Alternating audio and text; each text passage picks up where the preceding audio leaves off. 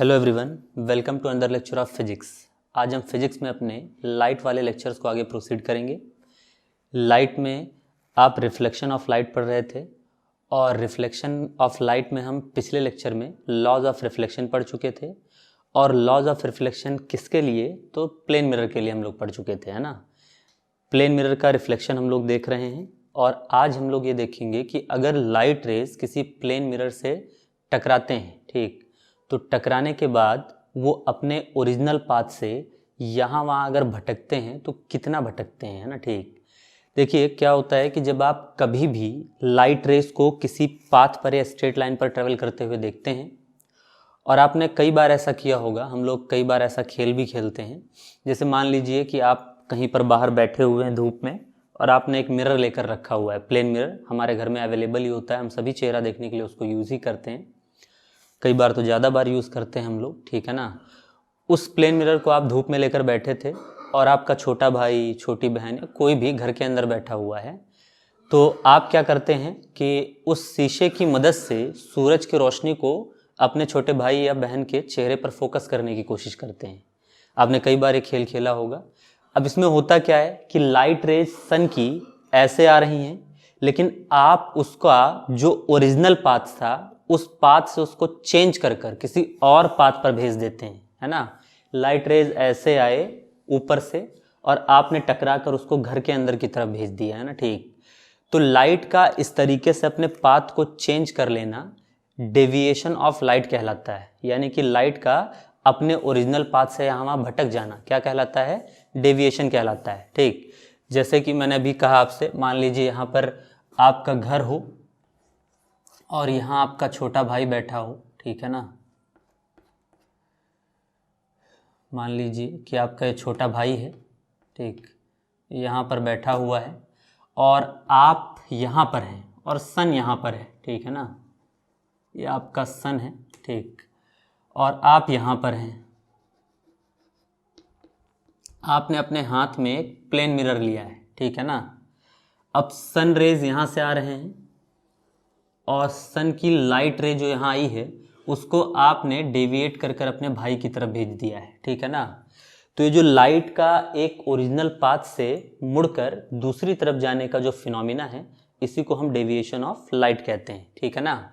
तो आज हमें ये समझना है कि लाइट डेविएट कैसे होता है और उस डेविएशन को क्या मेज़र करने का कोई भी तरीका है या कोई ट्रिक है जिससे हमें बता सकें कि हाँ लाइट कितना डेविएट हुआ है, ठीक है ना। तो ज़रा समझने की कोशिश करते हैं डेविएशन ऑफ लाइट को। तो हम सबसे पहले इसका डेफिनेशन लिख लेंगे और ये समझने की कोशिश करेंगे कि डेविएशन ऑफ लाइट क्या होता है, ठीक। तो हम यहाँ लिखेंगे the movement of light from its original path due to reflection. Reflection होने की वजह से। रिफ्लेक्शन क्या होता है तो पिछला लेक्चर आप विजिट करिए, आपको पता चलेगा। The movement of light from its original path due to reflection is known as deviation of light. हम यही लिख दें। तो किसी भी लाइट का अपने ओरिजिनल पाथ से यहाँ वहाँ मूव कर जाना रिफ्लेक्शन की वजह से, है ना। आप लाइट को रिफ्लेक्ट कराकर उसको अपने ओरिजिनल पाथ से यहाँ मूव करा देते हैं। इसी फिनोमिना को हम लोग क्या कहते हैं? डेविएशन कहते हैं, ठीक। चलिए यहाँ पर हम लोग एक और चीज़ लिखेंगे, the deviation of light measured in degree. हम डेविएशन ऑफ लाइट को डिग्री में मेजर करते हैं। The angle by which light deviated is known as angle of deviation। इसे एंगल ऑफ डेविएशन कहा जाता है और एंगल ऑफ डेविएशन को डेल्टा से रिप्रेजेंट करते हैं। ये साइन डेल्टा है जिससे हम एंगल ऑफ डेविएशन को क्या करते हैं? रिप्रेजेंट करते हैं। चलिए हम एक एग्जांपल के लिए यहाँ पर एक प्लेन मिरर ले लेते हैं जिस पर हम क्या करा पाएंगे? रिफ्लेक्शन। तो देखिए प्लेन मिरर से रिफ्लेक्शन के सारे रूल आपको पिछले लेक्चर में सिखाए गए हैं। अगर आपने अभी तक वो वीडियो नहीं देखा है तो उससे पहले विजिट कर लें। रिफ्लेक्शन को अच्छे से समझ लें ताकि यहाँ के किसी पॉइंट को समझने में आपको कोई दिक्कत ना हो। ठीक, चलिए हमने एक प्लेन मिरर ले लिया, मान लीजिए एम डैश लेंथ का ये प्लेन मिरर है और इसके ऊपर लाइट रेस क्या करती हैं, इंसिडेंट करती हैं। जो लाइट रे इंसिडेंट करती है उसे इंसिडेंट रे कहा जाता है। जहाँ पर वो लोग इंसिडेंट होते हैं वो इंसिडेंट पॉइंट होता है और इंसिडेंट पॉइंट पर सरफेस के 90 डिग्री पर हम लोग एक इमेजिनरी लाइन ड्रॉ करते हैं जिसे हम लोग क्या कहते हैं, नॉर्मल। तो ये हमने नॉर्मल ड्रॉ कर लिया है जो कि सरफेस से 90 डिग्री पर होता है। अच्छा, इंसिडेंट रे और नॉर्मल के बीच में जो एंगल बनता है उसको हम लोग क्या कहते हैं, एंगल ऑफ इंसिडेंस। फिर जिस एंगल से आता है उतने ही एंगल से आपका लाइट रिफ्लेक्ट होकर उसी मीडियम में वापस लौट जाता है। ये आपका सेकेंड लॉ था, angle of incidence equal to angle of reflection. और फर्स्ट लॉ था, तीनों इंसिडेंट रे, नॉर्मल और रिफ्लेक्टेड रे तीनों एक ही प्लेन में होने चाहिए। ठीक है ना। तो इस तरीके से लाइट का रिफ्लेक्शन हो चुका है। अच्छा, अब आप एक बात समझिए, अगर ये प्लेन मिरर हम हटा लें, ठीक, आप सोच कर देखिए कि अगर ये प्लेन मिरर हम हटा लें तो क्या ये लाइट ऐसे आकर ऐसे जाता? जवाब है नहीं, है ना। ठीक, यानी कि इसका ओरिजिनल पाथ क्या होता? तो ओरिजिनल पाथ इस लाइट का ये होता, यानी कि इंसिडेंट रे अपने स्ट्रेट पाथ पर ट्रेवल करते हुए आगे बढ़ जाता। ठीक, इस तरीके से ये आगे चला जाता। ठीक, ये इसका ओरिजिनल पाथ था। हम यहाँ लिख लेते हैं ओरिजिनल पाथ। और लाइट रे देखिए, अगर ये प्लेन मिरर नहीं होता तो ये ऐसे आता और ऐसे जाता। ठीक, लेकिन इस प्लेन मिरर की वजह से ये लाइट रे यहाँ आया, लेकिन अपने ओरिजिनल पाथ को छोड़कर वो ऐसे इस रास्ते पर जाने लगा। तो अब आप बताइए, इसने अपने ओरिजिनल पाथ से कितना मूवमेंट दिखाया? ये इतना। और इसी को हम लोग क्या कहेंगे, डेविएशन ऑफ लाइट। यानी कि अगर हम यहाँ ड्रॉ कर लें तो देखिए ये जो अब वाला पाथ है, ठीक, फाइनल पाथ, और ये इसका जो इनिशियल पाथ है, इस फाइनल पाथ और इनिशियल पाथ के बीच में जो एंगल क्रिएट होगा इसी को हम एंगल ऑफ डेविएशन डेल्टा कहते हैं। क्या कहते हैं?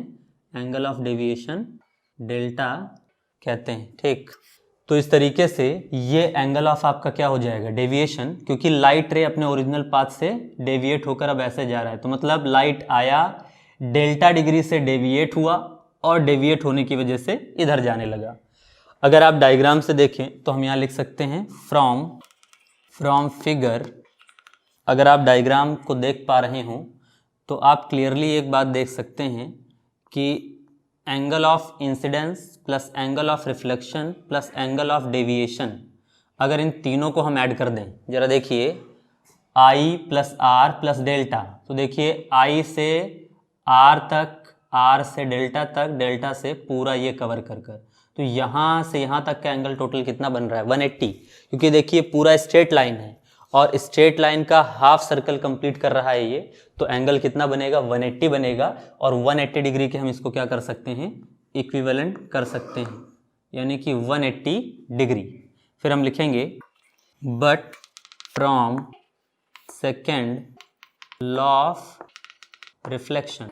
लेकिन सेकेंड लॉ ऑफ रिफ्लेक्शन से हमने एक चीज़ सीखा है कि एंगल ऑफ इंसिडेंस होता है एंगल ऑफ रिफ्लेक्शन के बराबर। देयरफॉर क्या हम यहाँ r की जगह पर i पुट कर सकते हैं, क्योंकि r इक्वलेंट टू क्या है, i है।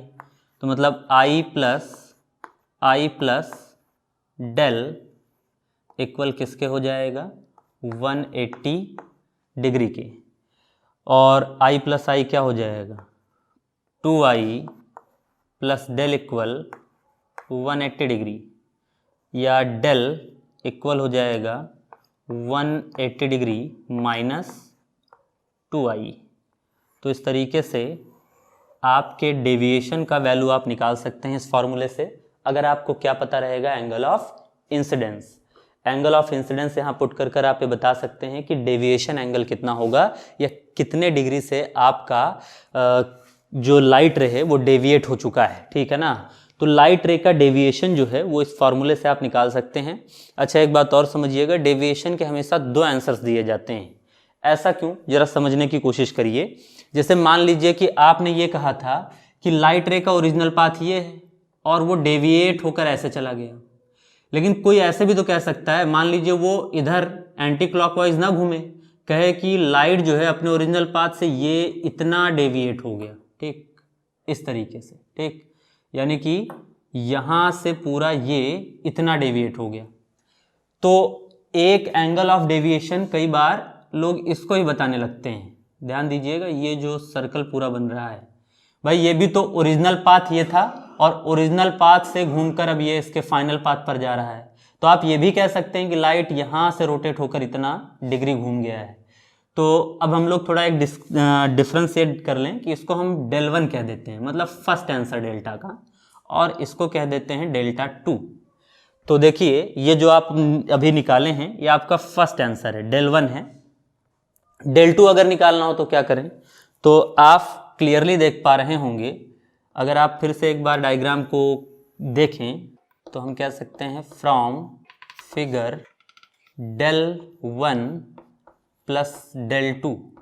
अगर आप डेल 1 से पूरा कवरअप कर कर डेल 2 तक पहुँचे हैं तो पूरा एक सर्कल कंप्लीट कर ले रहे हैं, यानी कितना डिग्री, 360 डिग्री। तो डेल 2 का वैल्यू क्या आ जाएगा, 360 माइनस डेल 1, यानी कि डेल 2 के लिए आपको 360 में से फर्स्ट आंसर को घटा देना है, तो आपका क्या आ जाएगा, सही आंसर आ जाएगा, ठीक। तो इस तरीके से आप डेविएशन ऑफ लाइट को प्लेन मिरर पर देख सकते हैं, साथ ही साथ आप एंगल ऑफ डेविएशन को कैलकुलेट कर सकते हैं। चलिए एक छोटा सा क्वेश्चन हम यहीं पर लिख देते हैं। If light ray incident on plane mirror at 30 degree then angle of deviation. तो देखो आपको एंगल ऑफ इंसिडेंस आई कितना दिया है, 30 डिग्री दिया है।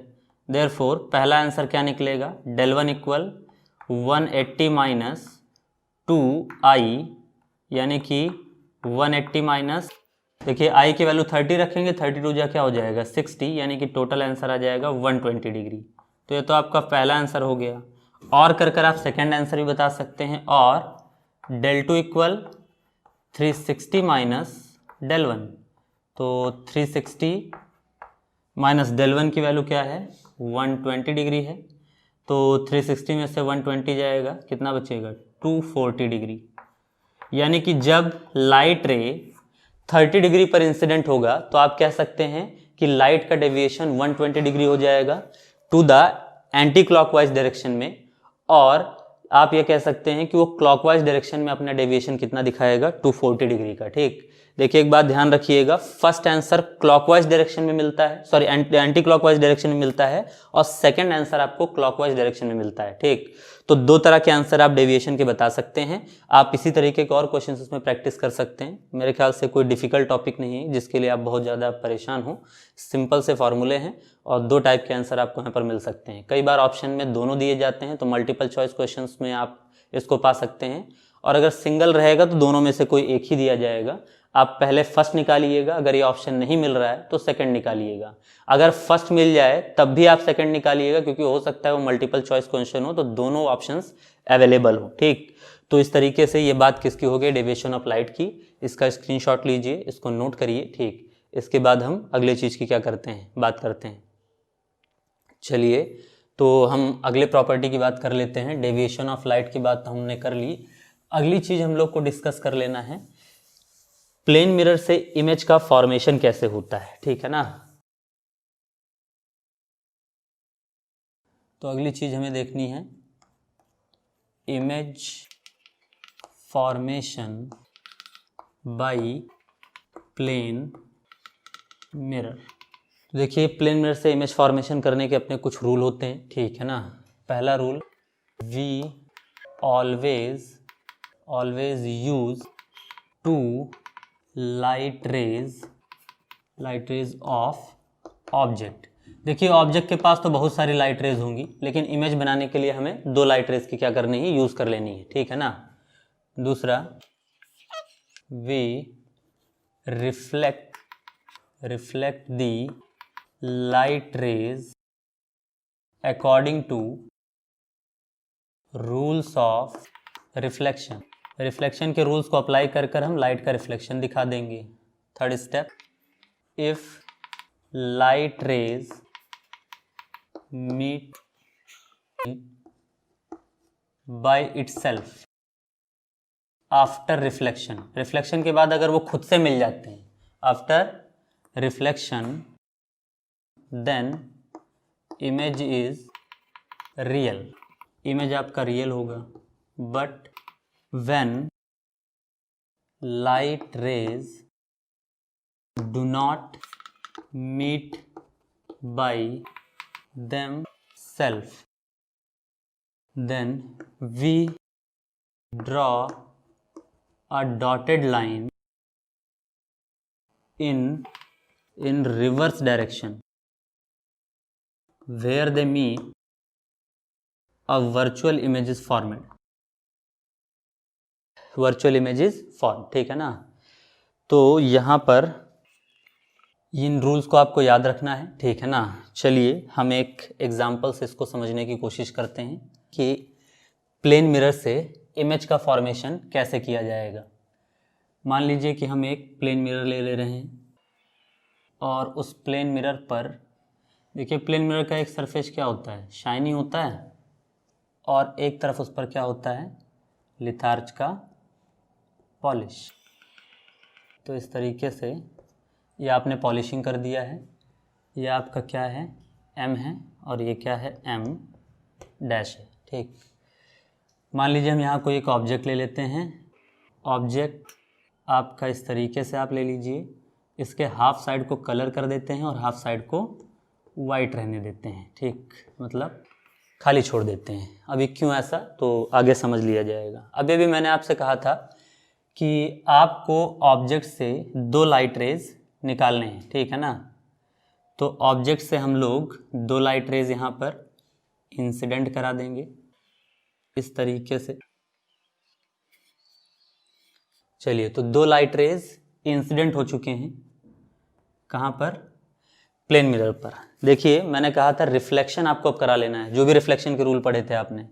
तो देखो रिफ्लेक्शन का पहला रूल आपको अप्लाई करना है कि जहाँ पर भी लाइट गिरे उसको इंसिडेंट पॉइंट कहेंगे और वहाँ तुरंत क्या ड्रॉ कर लेंगे, नॉर्मल, ताकि हमें आइडिया लग सके कि लाइट रेज को किस एंगल पर क्या करना है, वापस भेजना है। सरफेस से 90 डिग्री पर इंसिडेंट पॉइंट पर क्या ड्रॉ किए जाते हैं, नॉर्मल्स। तो हमने दोनों लाइट रे के लिए क्या कर लिया है, नॉर्मल ड्रॉ कर लिया है। उसके बाद जिस एंगल से वो आए हों उसी एंगल से उनको क्या कर दीजिए, देखिए आप थोड़ा मेजर कर कर बना लीजिएगा, हम ऐसे ही बना ले रहे हैं, ठीक है ना। उसी एंगल से उनको क्या कर दीजिएगा, रिफ्लेक्ट। ये देखिए ये ज़्यादा एंगल पर आया है तो रिफ्लेक्ट भी क्या होगा, ज़्यादा एंगल पर। ये पीछे की तरफ इस तरफ चले आए, जिस तरफ से आए थे उसी तरफ वापस चले आए, ठीक। ये जिस एंगल पर आए थे इसे एंगल ऑफ इंसिडेंस I1 कह दीजिए, और इसे R1, इसको I2 कह दीजिए, और इसको R2। ये 1 2 क्यों, फर्स्ट लाइन के लिए, सेकेंड लाइन के लिए, ठीक। अब देखिए आप ये मुझे बताइए, क्या रिफ्लेक्शन के बाद ये दोनों कहीं पर भी एक दूसरे से मिल सकते हैं? एक बात समझिए, अगर ये दोनों लाइट रेज एक दूसरे की तरफ आ रहे होते, जैसे यहाँ पर तो ये फैल रहे हैं, अगर एक दूसरे की तरफ आ रहे होते तब तो इनके कहीं मीट करने के चांस बनते भी आगे चलकर। लेकिन ये तो एक दूसरे से, आप यहाँ क्लियरली देख सकते हैं, जब यहाँ से रिफ्लेक्ट हुए तो ये एक दूसरे से एक टाइम के जैसे जैसे टाइम पास होगा, जैसे जैसे ये लोग आगे मूव करेंगे, ये लोग हमेशा एक दूसरे से दूर ही जाते जाएंगे, है ना, ठीक। यानी कि इनके आगे मिलने के कोई भी चांसेस नहीं हैं। आप पेन पेंसिल लीजिए, प्रोटेक्टर लीजिए, अच्छे से स्केलिंग कर कर आप जितनी भी कोशिश कर लीजिए, आप प्लेन मिरर में कभी भी रिफ्लेक्टेड लाइट रेस को एक दूसरे की तरफ टेंड होता हुआ नहीं पाएंगे। अगर आप सारे बेसिक रूल यानी कि angle I equal angle R को फॉलो करते हैं तो आपको कभी भी 2 लाइट रेस प्लेन मिरर से रिफ्लेक्ट होने के बाद मीट करते हुए नजर नहीं आएंगे, ठीक। अगर वो एक ही ऑब्जेक्ट से निकले हैं तो एक ही ऑब्जेक्ट के लाइट रेस रिफ्लेक्शन के बाद एक दूसरे को मीट करते हुए नजर नहीं आने वाले हैं, ठीक। अब आप कह रहे होंगे यहाँ मीट तो कर रहा है, लेकिन देखो ये इंसिडेंट लाइट रे है और ये आपका क्या है, रिफ्लेक्टेड लाइट रे है ना। रिफ्लेक्टेड और रिफ्लेक्टेड के मीट होने की यहाँ बात हो रही है। ये रिफ्लेक्टेड लाइट रे है और ये रिफ्लेक्टेड लाइट रे है, इन दोनों के मीट होने के चांस कोई नजर नहीं आ रहे हमें आगे, है ना, ठीक। तो जब आपको आगे चलकर इनके मीट होने के चांस ना नजर आए तो आप इनको हमेशा पीछे की तरफ बढ़ा लिया करिए। ठीक, हम इसको पीछे की तरफ कैसे बढ़ाएंगे जरा देखिएगा। आप इनको इन्हीं के स्ट्रेट पाथ पर पीछे की तरफ खींचते चले जाइए, तब तक खींचिए जब तक कि ये दोनों आपस में मीट ना कर जाएं। और पीछे की तरफ ये ज़रूर मीट करेंगे, क्योंकि पीछे की तरफ इनका एंगल क्या करेगा, डिक्रीज़ करेगा। ये रहा आपका, इसके पाथ में हम इसको पीछे ले जा रहे हैं।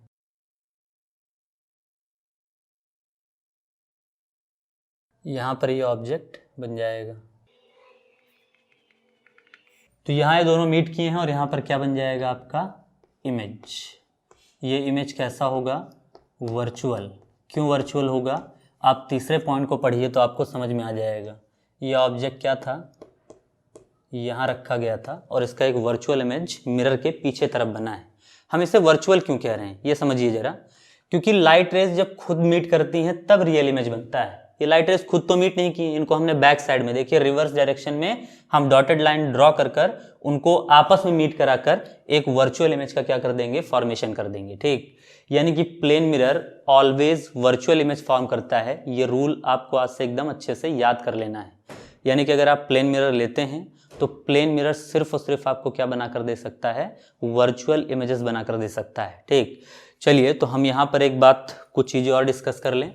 मिरर से ऑब्जेक्ट तक के डिस्टेंस को ऑब्जेक्ट डिस्टेंस कहा जाता है। मिरर से इमेज तक के डिस्टेंस को इमेज डिस्टेंस कहा जाता है और इसको v से रिप्रेजेंट करते हैं। ठीक, फॉर प्लेन मिरर कुछ बातें अब यहाँ पर हम लोग लिख लें जो आपको याद रखना है आगे चलकर। For plane mirror mod of u is always equivalent to mod of v। देखो मॉड का मतलब क्या है जरा समझ लेते हैं। असलियत में क्या है, u इस तरफ है, v उस तरफ है, तो एक साइड को मिरर के आपको प्लस मानना पड़ेगा, एक को माइनस मानना पड़ेगा, है ना। अब कार्टेशियन कोऑर्डिनेट सिस्टम का यूज किया जाता है। प्लेन मिरर को आप जीरो ऑरिजिन पर मान लीजिए और इस तरफ वालों को माइनस पर, तो u माइनस में हो गया और v क्या हो गया, प्लस में। तो अगर u -10 है तो आपका v +10 आएगा, बस इतना फर्क होगा। तो अगर आप मॉड ले लें तो मॉड में क्या होता है, जो चीज़ निगेटिव होती है वो भी पॉजिटिव हो जाता है और जो चीज़ पॉजिटिव हो तो पॉजिटिव रहेगा ही। तो मतलब दोनों का मॉड आपस में बराबर होता है। अगर ये 10 है तो वो भी 10 होगा, बस डायरेक्शन दोनों के क्या होंगे, अपोजिट। एक अगर मिरर के इस तरफ होगा तो एक मिरर के दूसरी तरफ रिप्रेजेंट होगा। ठीक, ये बात आपको ध्यान रखना है। प्लेन मिरर में ये कंडीशन हमेशा वैलिड रहता है। अच्छा, एक बात और, ऑब्जेक्ट का जो साइज होता है, जैसे देखिए साइज हम दिखा रहे हैं, ये एरो मतलब इसका साइज बता रहे हैं। ऑब्जेक्ट के साइज को कैपिटल O से रिप्रेजेंट करते हैं, याद रखिएगा, कैपिटल O से, और इमेज के साइज को कैपिटल I से। ठीक है ना। तो यहाँ पर आपको ध्यान रखना है कि for plane mirror object size, या ऐसे पहले लिख लीजिए, object size is equal to image size. यानी कि अगर आप प्लेन मिरर में अपने आप को देखें और आज आप 5 फुट 8 इंच के हैं तो आपका इमेज भी कितने का होगा, 5 फुट 8 इंच का ही होगा। अगर आपकी चौड़ाई मान लीजिए 1.5 फुट की है तो आपके इमेज की चौड़ाई भी क्या होगी, 1.5 फुट की होगी। यानी कि साइज में आपको कोई भी चेंज नज़र नहीं आएगा प्लेन मिरर में। यानी कि object size is equivalent to image size, O is equal to I। तो मतलब पहली बात, अगर आप प्लेन मिरर के सामने हैं, मान लीजिए मुझसे 10 मीटर की डिस्टेंस पर एक प्लेन मिरर रखा है और मैं 5 फुट 8 इंच का हूं, ठीक है ना। तो आप प्लेन मिरर के सामने अगर 10 मीटर पर हैं तो आपका इमेज प्लेन मिरर के अंदर कितना होगा, वो भी 10 मीटर पर होगा। और मेरा इमेज मुझसे कितना दूर होगा, तो 20 मीटर पर होगा, क्योंकि प्लेन मिरर से मैं 10 मीटर पर और प्लेन मिरर के अंदर 10 मीटर पर आपका क्या होगा, इमेज, तो मुझसे उसका डिस्टेंस 20 मीटर हो गया। मेरे इमेज का साइज क्या होगा, 5 फुट 80 इंच होगा, है ना। यानी कि साइज में कोई चेंज नहीं आता है, ना ही इमेज के डिस्टेंस में और ऑब्जेक्ट के डिस्टेंस में कोई चेंज आता है। ठीक, चेंज किस चीज में आता है, तो चेंज आता है लेटरल इन्वर्जन में। लेटरल इन्वर्जन का मतलब होता है कि इमेज में जो राइट साइड आपके ऑब्जेक्ट का होगा, इमेज में वो लेफ्ट साइड हो जाएगा और ऑब्जेक्ट का लेफ्ट, इमेज का राइट होगा। मतलब अगर आप अपने आप को ऑब्जेक्ट माने, प्लेन मिरर के सामने खड़े हों। अगर आप अपना राइट हैंड उठाएंगे तो आपके इमेज वाला जो पर्सन है वो अपना लेफ्ट हैंड ऊपर कर रहा होगा, आपको साफ नजर आएगा। यानी कि प्लेन मिरर ऑब्जेक्ट के साइज को चेंज नहीं करता, ऑब्जेक्ट इमेज के डिस्टेंस को चेंज नहीं करता, लेकिन वो ऑब्जेक्ट के साइड्स को चेंज कर देता है और इस फिनोमिना को लेटरल इन्वर्जन कहा जाता है। ठीक है ना। तो हम यहाँ पर इस बात को जरूर लिखेंगे। हम लिखेंगे यहाँ पर the plane mirror have tendency to do lateral inversion. Lateral inversion करने की इसके पास टेंडेंसी होती है। मतलब जैसे ये इमेज का मान लीजिए क्या है, लेफ्ट है और ये क्या है, राइट है। तो देखिए अब ये जो कलर वाला पार्ट है इसको आप अगर राइट माने तो देखिए ये राइट है और ये क्या हो गया आपका, लेफ्ट है। तो आप साफ देख सकते हैं कि जो ऑब्जेक्ट का लेफ्ट है वो इमेज के कहाँ आ चुका है, राइट में। इन रियलिटी में आपने ऑब्जेक्ट के हिसाब से बताया है, अब आप अपने हिसाब से सोचिए तो ये तो अभी भी क्या है, लेफ्ट साइड है और ये क्या है, राइट साइड है। यानी कि आपके इमेज के अंदर लेफ्ट साइड में कौन आ गया, राइट साइड जो था, कलर वाला पार्ट जो था वो लेफ्ट साइड में आ गया है और राइट साइड में कौन आ गया है, जो लेफ्ट वाला पार्ट था, है ना। देखिए मैंने जो ये आर और एल लिखा है ये आपको रेफरेंस देने के लिए लिखा है कि देखिए इन्वर्जन हो चुका है, बदलाव हो चुका है। जो कलर्ड पार्ट आपका राइट में वहां अवेलेबल था वो कलर्ड पार्ट राइट वाला जो है वो कहाँ आ चुका है, इमेज में लेफ्ट साइड में। और इमेज के राइट साइड में कौन चलाया है, लेफ्ट वाला पार्ट ऑब्जेक्ट का जो कि कलरलेस था। ठीक, तो इस तरीके से लेटरल इन्वर्जन करने की टेंडेंसी किसके पास होती है, प्लेन मिरर के पास होती है। अच्छा, प्लेन मिरर कई लोगों का लेटरल इन्वर्जन नहीं कर पाता है। किनका नहीं कर पाता है जरा ये भी समझने की कोशिश कर लें हम लोग। तो जरा इस चीज को समझिएगा। जैसे मान लीजिए कि ये प्लेन मिरर रखा हुआ है छोटा सा और इसके सामने हम ओ लेटर लिख दें, तो देखो ओ लेटर का ये लेटरल इन्वर्जन नहीं कर सकता है क्योंकि ओ का राइट और लेफ्ट दोनों क्या होता है, बराबर होता है। ये एक्स का भी नहीं कर सकता है। प्लेन मिरर अगर आप एक्स लिख दें तो क्या एक्स का लेटरल इन्वर्जन होगा, जवाब नहीं होगा, वो भी एज इट इज ही जाएगा। ठीक है ना। अच्छा, क्या ए का लेटरल इन्वर्जन हो सकता है, अगर आप कैपिटल ए बनाएं तो क्या कैपिटल ए का लेटरल इन्वर्जन होगा। तो देखिए कैपिटल ए एकदम सिमेट्रिकली बनाया जाता है। देखो जो सिमेट्रिकल कंपाउंड्स होते हैं उनका नहीं हो पाता, ये भी नहीं हो पाएगा। क्या एन का हो सकता है, एन का हो जाएगा। देखिए क्योंकि ये सिमेट्रिकल नहीं है, एन का इमेज जो बनेगा वो ऐसा बनेगा, ऐसे और ऐसे, यानी कि इन्वर्ट होकर बन जाएगा। ठीक। अच्छा, आप अगर देखें जे, क्या जे का लेटरल इन्वर्जन होगा, जे का भी हो जाएगा। जे का ये जो आपका लेफ्ट में दिख रहा है कहाँ चला जाएगा, राइट में, यानी कि जे इमेज में ऐसा नजर आएगा। ठीक है ना। यानी कि इसका लेटरल इन्वर्जन हो सकता है। तो कई लोग होते हैं जिनका लेटरल इन्वर्जन हो पाता है और कई लोगों का नहीं हो पाता है। ठीक, प्लेन मिरर के पास लेकिन लेटरल इन्वर्जन करने की टेंडेंसी होती है। तो लेटरल इन्वर्जन एक ऐसा फिनोमिना है जिसमें आपका लेफ्ट राइट में चला जाता है और राइट लेफ्ट में आ जाता है। इस फिनोमिना को हम लोग क्या कहते हैं, लेटरल इन्वर्जन कहते हैं। इन्वर्जन दो टाइप के होते हैं वैसे, एक लेटरल इन्वर्जन होता है और एक लॉन्गिट्यूडनल इन्वर्जन होता है।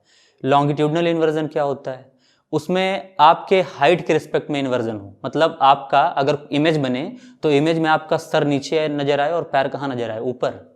क्या ऐसा कोई कर सकता है, लेंसेस कर लेते हैं। कर्व मिरर जो होते हैं आपके, या स्फेरिकल मिरर्स जो होते हैं, कॉन्वेक्स और कॉन्केव, वो भी ऐसा कर लेते हैं। वो आपको लेटरल इन्वर्जन के साथ साथ लॉन्गिट्यूडनल इन्वर्जन भी कर दिखाते हैं, यानी कि आपके इमेज को सीधा उल्टा कर देंगे। आपका चेहरा नीचे की तरफ नजर आएगा और पैर आपके ऊपर की तरफ नजर आएंगे।